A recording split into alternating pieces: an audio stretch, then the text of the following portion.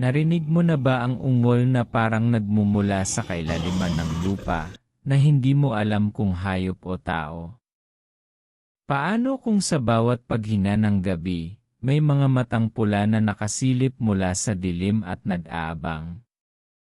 At kung sa isang iglap, ang katahimikan ay mapalitan ng yabag na dumudurog sa mga sanga? Handa ka bang tumakbo? Sa gitna ng kagubatan, isang pangalan ang binubulong ng hangin. Ang Motog. Nilalang na kalahating tao at kalahating baboy ramo.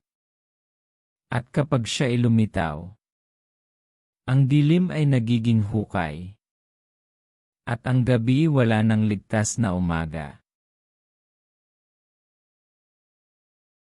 Bago natin simulan ang kwento, huwag kalimutang i-like, share, at mag-subscribe upang suportahan ang channel.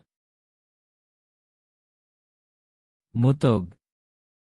Ang halimaw ng San Felipe. Sa liblib na baryo ng San Felipe, nakatago sa likod ng matataas na bundok at napapalibutan ng masukal na kagubatan, umiikot ang isang alamat na bihirang banggitin ng malakas. Sa bawat huni ng kuliglig at pagaspas ng mga dahon tuwing gabi, tila ba naroon ang anino ng isang nilalang na nagmamasid? Laging nakatago, laging nag-aabang. Ayon sa matatanda, kapag lumalim na ang dilim, may mga matang nagliliwanag na nagbabantay sa mga taong nahuhuli ng uwi. At lalo na sa mga batang pasaway na naglalaro pa kahit ang buwan lamang ang nagbibigay liwanag sa paligid. Ang nilalang na ito ay tinatawag na mutog. Isang kakaibang uri ng aswang na hindi mo makikilala agad bilang halimaw sapagkat ang kanyang katawan ay tulad ng sa isang tao. Malapad ang balikat, matitigas ang kalamnan, at malaman dirigmang tindig. Ngunit ang kanyang ulo ay ulo ng mabangis na baboy ramo. Ang bawat pangil na nakasungaw mula sa kanyang bibig ay matalim na tila mga sandatang kayang punitin ang laman at buto sa isang kagat. Ang kanyang mga mata ay nagliliyab sa pula tuwing bilog ang buwan. Para bang apoy na bumabalot sa kanyang kaluluwa. Hindi siya basta halimaw na ligaw lang sa kabubatan. Dahil dala niya ang talino at tuso ng tao. Kasabay ng halimaw na bangis ng isang baboy diwang walang habag. Kaya niyang magplano. Kaya niyang mangakit at maghintay. Ngunit kapag dumating na ang oras ng pag-atake, wala nang makakataka sa kanyang paghabol. Huwag kayong lalabas kapag nagtakip silim. Laging paalala ng matatanda sa mga bata at maging sa mga kabataang matitigas ang ulo. Kapag naamoy ka ng mutog, kapag narinig niya ang tibok ng iyong puso, hinding-hindi ka na niya titigilan hanggang sa ikaw ay kanyang mapaslang. Si Lando ay isang magsasakang ulila na lumaki sa piling lamang ng kanyang lola Inday. Bata pa lamang siya ay sanay na sa hirap ng buhay sa baryo. Pag-aararo ng lupa, pagtatanim ng palay, at pagbabantay sa mga hayop na tanging yaman nila. Ngunit sa kabila ng kanyang sipag, taglay niya ang isang katigasan ng ulo na madalas ikinababahala ng kanyang lola. Minsang nagkukwento si Lola Inday sa tabi ng apoy. Muling binanggit nito ang alamat ng mutog. Habang nag-iinay ang mga kuliglig at humahampas ang hangin sa bubong ng pawid. Mababa at seryoso ang tinig ng matanda. Tandaan mo, Lando. Ang mutog ay hindi kathang-isip lamang. Sa oras na siya'y makakita ng biktima, wala nang ligtas. Kaya't huwag kang magpapalipas ng gabi sa bukid. Ngumiti lamang si Lando, pilit na itinatago ang kaba. Alamat lang yan, La. Sagot niya habang pinapanday ang matalim niyang itak. Ang tunog ng bakal na humahampas sa bato ay tila nagpapatibay sa kanyang loob. Kung totoo man ang nilalang na yan, kaya ko siyang harapin. Hindi ako urong. Ngunit sa mga sumunod na linggo, may mga kakaibang nangyayari sa baryo. Naglalaho ang mga baboy sa koral. Wari may mabigat na kamay na nagwasak sa kanilang mga kulungan. Ang mga manok ay natatagpo ang wala na. At ang mga balahibo ay nagsasabog sa damuhan patungo sa kabubatan. Para bang kinakaladkad papasok sa dilim. Mas nakapangingilabot ang mga pagkakataong may nahahanap na bangkay ng hayop na bituka at laman loob lamang ang kinuha. Habang ang katawan ay iniwan na parang basag na sisidlan.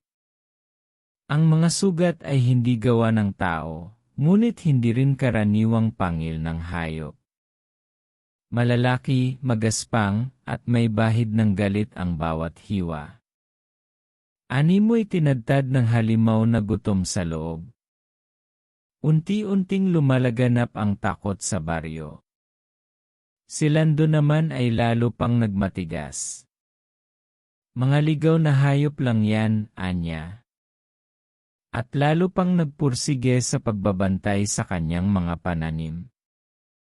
Ngunit sa kaibuturan ng kanyang puso, may bumubulong na kakaiba, isang kaba na pilit niyang itinatanggi.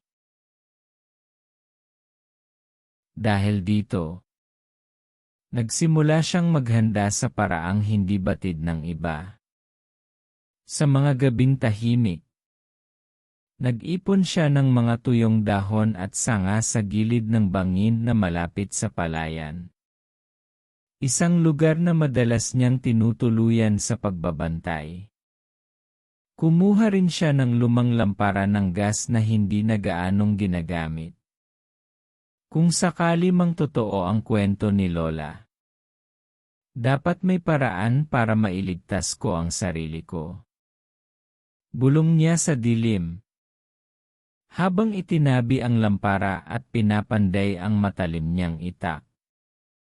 Isang gabi, habang nagbabantay siya sa kanyang palayan, natatakpan ng ulap ang buwan at lalong dumilim ang paligid. Ang malamig na simoy ng hangin ay nagdala ng kakaibang amoy, napakabaho, amoy ng lupa at sariwang dugo. Napakasangsang at halos di mailarawan. Kasabay nito'y narinig niya ang malalim na ungol mula sa kabubatan. Hindi ito ang karaniwang huni ng baboy ramo. Mabigat ang tunog. Parang dagundong na kumakawala mula sa dibdib ng nilalang na hindi dapat umiiral. Bawat ungol ay tila tumatagos sa kanyang laman. At sa halip na magbigay babala, parang siya'y tinatawag. At sa gitna ng katahimikan, napansin niyang unti-unting namamatay ang tunog ng mga kuliglig. Tila pati ang kalikasan ay natutong manahimik sa paglapit ng isang bagay na hindi dapat makita ng tao. Habang unti-unting lumalakas ang ungol mula sa kabubatan, narinig ni Lando ang tunog ng mabibigat na yabag na dumudurog sa mga tuyong sanga at nalalagas na dahon. Bawat hakbang ay tila may bigat ng bato. Papalapit ng papalapit. At ang hangin ay lumamig na para bang may dumating na hindi dapat umiral. Pinagpawisan si Lando kahit malamig ang gabi. At ramdam niyang bumibilis ang tibok ng kanyang dibdib. Sa ilalim ng kanyang kaba, naalala niya ang bilin ng kanyang Lola Inday. Ang halimaw, hindi laging sa lakas natatalo. Gumamit ka ng utak, Lando. Kaya't ilang oras bago siya magbantay. Naghanda siya ng patibong. Naglatag siya ng tuyong dahon at sanga sa gilid ng bangin.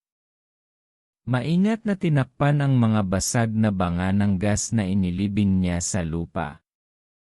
Ang mga banga ay puno ng langis na madaling magliyab. At sa tabi ng kanyang kubo ay nakahanda ang kanyang lumang lampara. Kung sakaling siya ilusubin, plano niyang akitin ang nilalang sa lugar na iyon upang doon ibagsak ang apoy.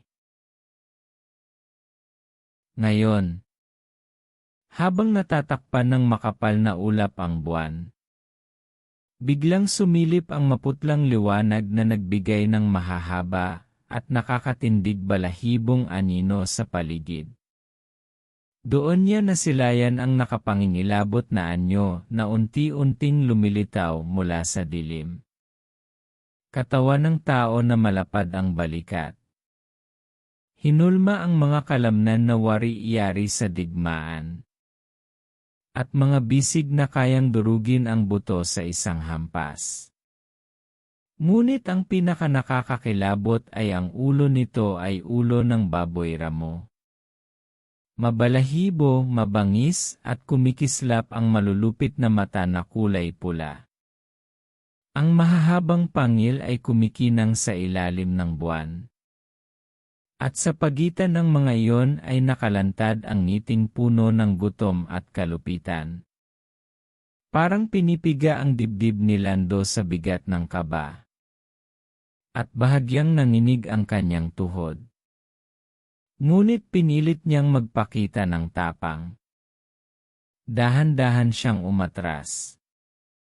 Maingat na iginigya ang kanyang sarili patungo sa lugar ng kanyang patibong. Mahigpit niyang hinawakan ang itak. At itinaas ito sa harap na para bang kaya niyang tabigin ang halimaw.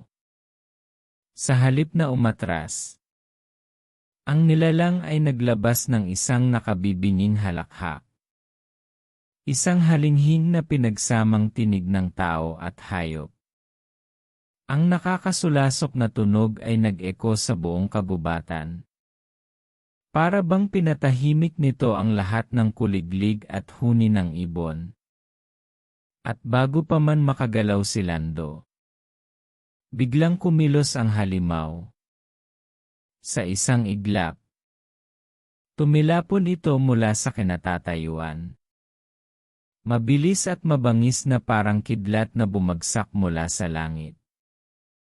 Ang lupa ay umuga sa bigat ng kanyang pagsugod. At ang mga mata nitong pula ay nagliliyab. Nakatutok lamang sa kanya at eksaktong sa direksyon ng patibong na inihanda niya. Tumakbo si Lando patungo sa pusod ng masukal na gubat. Halos hindi na alintana ang mga tinik at sanga na dumadamba sa kanyang katawan. Sa likod niya, dumadagundong ang lupa sa bawat yabag ng mutog. Ang mga ungol nito ay malalalim at nakakasindak. Parang kalabog ng tambol na pumapalo sa kanyang mga tainga. Bawat hakbang ng halimaw ay tila nagbabasag ng mga sanga at nag-uga ng mga punong matagal nang nakatanim. Hinahabol ng halimaw ang kanyang bawat galaw. At ramdam ni Lando na unti-unti itong lumalapit. Mabilis niyang siniksik ang sarili sa ilalim ng isang malaking punong balete. Umaasang maililigtas siya ng makakapal na ugat at anino. Ngunit hindi siya nakatakas sa ilong ng nilalang. Naamoy ng mutog ang kanyang presensya. At sa isang iglap ay dumakma ito. Pinaghahampas ang mga ugat at lupa gamit ang matitibay na kamay na parang bakal. Bago pa siya makaalpas, naabot ng matalim na kuko ng halimaw ang kanyang binti. Pumunit ang laman at tumilamsik ang dugo. Napasigaw si Lando sa sakit at napabuwal sa lupa. Ang huni ng mutog ay umalingaw-ngaw sa dilim. Isang mabangis na hiyaw ng hayop na nakakita ng sugatang biktima. Ngunit hindi pa siya sumusuko. Habang papalapit ang halimaw, itinaas ni Lando ang kanyang itak at sinalubong ang pagsugod nito. Sa unang hampas, tumama ang talim sa balikat ng mutog. Umalingaw-ngaw ang tunog ng bakal na dumunggol sa laman at buto. Ngunit sa halip na bumagsak, lalo itong nagalit. Hinampas siya ng halimaw gamit ang malapad nitong bisig. At tumilapon si Lando sa lupa. Halos mawalan ng hininga. Muling sumugod ang mutog. Nakabukas ang bunganga. Handang lapain ang kanyang mukha. Ngunit mabilis na gumulong si Lando palayo at sinaksak ang tagiliran ng nilalang. Umungol ito ng masakit. Nanginginig ang buong katawan. Ngunit hindi pa rin tumigil. Sa galit, hinampas ng halimaw ang lupa. Nagkadurog-durog ang mga ugat. At muntik nang madaganan si Lando. Habang pinapawi ang kirot ng kanyang sugat, naalala niya ang bilin ng kanyang lola Inday. Ang aswang ay natatalo hindi lang sa lakas, kundi sa tapang at talino. Doon niya muling naisip ang iniwang patibong. Dahil sa mga linggong nagdaang nawawala ang mga hayop sa baryo. Naghanda si Lando ng isang plano. Nagdala siya ng lamparan ng gas para magsilbing huling sandata. At nag-ipon ng mga tuyong dahon malapit sa gilid ng bangin na matagal na niyang napansin. Sa isip niya, kung sakaling totoo ang halimaw, iyon ang magiging pamatay na bitad. Kaya't nagkunwaring humihina at unti-unting umatras. Pinapakita sa nilalang na siya'y sugatan at pagod. Uhaw sa dugo. Sumugod ang mutog. Sugatan man at naglalagablab ang galit. Hindi ito tumigil. Inakit ni Lando ang halimaw sa mismong lugar ng kanyang patibong. Sa huling sandali, kinuha niya ang lampara. Sinindihan ito. At buong lakas na itinapon sa mga tuyong dahon at damo. Sa isang iglap, sumiklab ang apoy at nilamon ng liwanag ang paligid. Nagliyab ang hangin. At ang mutog, imbes na umatras ay lalo pang sumugod ang katawan nitong sugatan. Nagngangalit. At uhaw sa kanyang buhay. Ay nayo'y nilalamon ng apoy at galit na magkasabay. Mabilis ang paghina ni Lando habang umaatras. Halos lumalapit na siya sa gilid ng bangin kung saan nakalatag ang kanyang patibong. Sa bawat yabag ng mutog, umuga ang lupa. At ang paligid ay tila pinapatahimik ng presensya nito. Mabilis itong sumugod. Ang mga kuko'y kumikislap. At muntik nang mabiyak ang puno ng balete ng hatakin nito. Umalingaw ang halakhak ng halimaw. Kasabay ng malupit na hiyaw ng gutom. Umatras si Lando. Sugatan ang balikat at binti. Ngunit pinilit pa ring itaas ang kanyang itak. Sa isang iglap, tumalon ang mutog. At kumawala ang hampas na halos dumurog sa kanyang katawan. Ngunit sa huling sandali, Sinindihan ni Lando ang lampara at inihagis ito sa tuyong dahon at sanga na inihanda niya bilang bitad. Sumabog ang liwanag at apoy. Lumiyab ang paligid.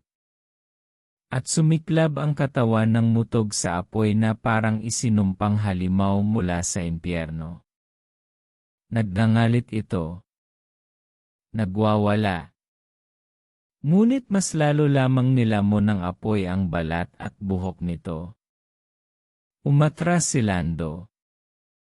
Saka itinulak ang halimaw patungo sa bangin. Isang nakabibinging dagundong ang narinig. Kasabay ng pagsabog ng apoy. Habang ang mutog ay bumagsak sa kailaliman. Ang kanyang halakhak ay naging sigaw ng pagkamatay na unti-unting naglaho sa hangin. Nakahinga na ng malalim si Lando. Nanginginig ngunit nakatayo. Hawak pa rin ang kanyang duguang itak. Sa muling pagsilip ng buwan mula sa ulap, nakita ang kanyang anyo. Hindi siya isang takot na binata, kundi isang mandirigmang nakaligtas laban sa halimaw. At sa katahimikan ng kabubatan, bumalik ang huni ng mga kuliglig at ibon. Ngunit sa ilalim ng hangin, may boses na tila pabulong. Ang mutog ay natalo ngayong gabi. Ngunit hindi kailanman mawawala ang mga halimaw ng kabubatan. Kung nagustuhan niyo ang kwento, huwag kalimutang i-like, share, at mag-subscribe sa akin channel. Malaking bagay ang inyong suporta. Gusto ko ring marinig ang inyong opinyon. Mangyaring mag-iwan ng komento sa ibaba.